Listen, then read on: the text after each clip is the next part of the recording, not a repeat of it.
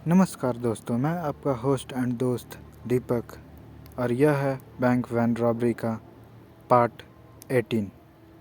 अभी तक आपने सुना कि कैसे बिमल, मीना, प्रहलाद, तीरथ सिंह और राकेश ने मिलकर बैंक वैन को गायब कर दिया और जब बैंक वैन से पैसे निकालने की बारी आई तो उस दौरान राकेश मारा गया। अब उन पैसों को गाड़ी में डालकर मीना और विमल ले जा रहे हैं। अब आगे की कहानी। मीना ने उसे रोकते देखकर कार थोड़ी दूर खड़ी कर दी। विमल कार में से उसके साथ जा सवार हुआ। मीना ने कार आगे बढ़ा दी। यहाँ ट्रक ठीक रहेगा, विमल बोला। पेट्रोल पंप पास है, किसी को उसकी वहाँ मौजूदगी अजीब नहीं लगेगी। मीना ने सहमति में सिर हिलाया। गाड़ी मैं चलाऊं?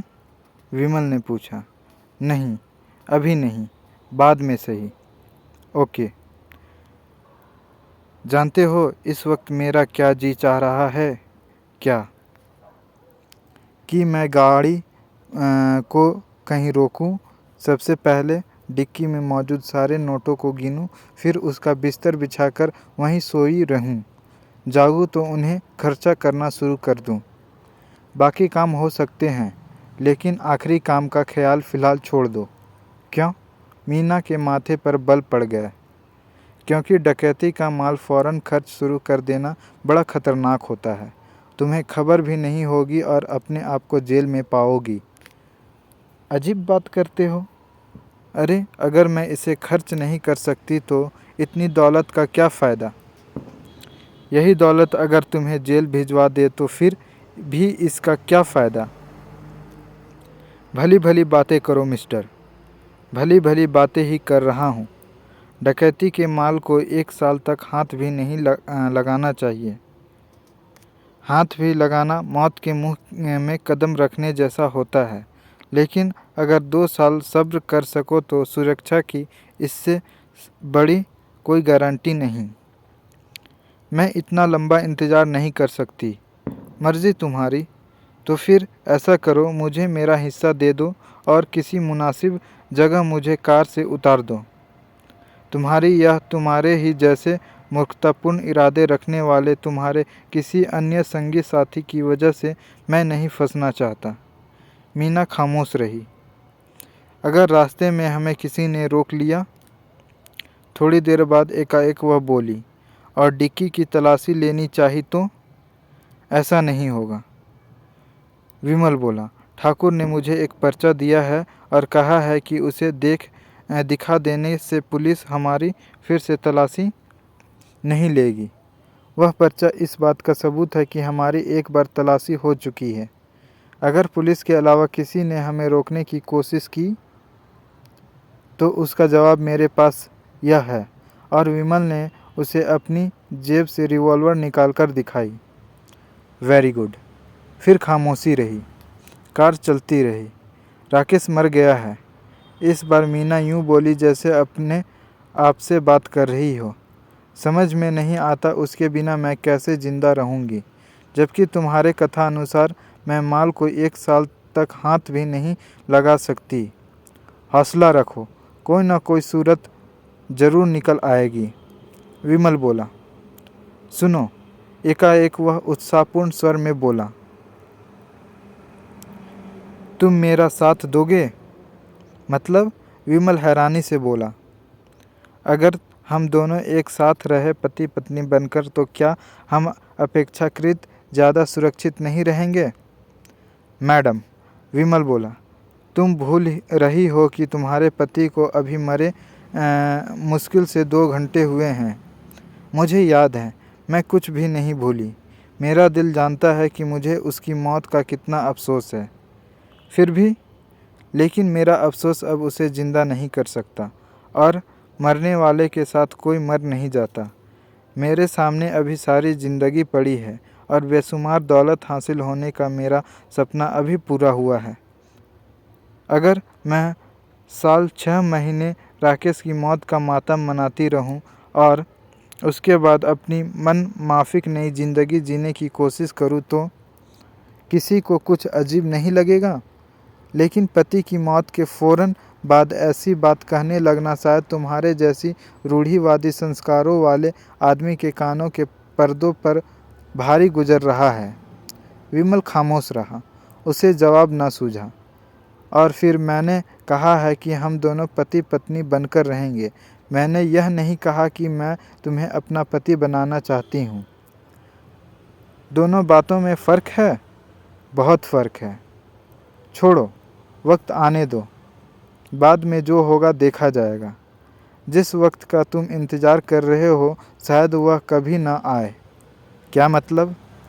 मतलब यह कि इस वक्त माल हमारे अधिकार में है और वक्त हमारे लाने से ही आएगा।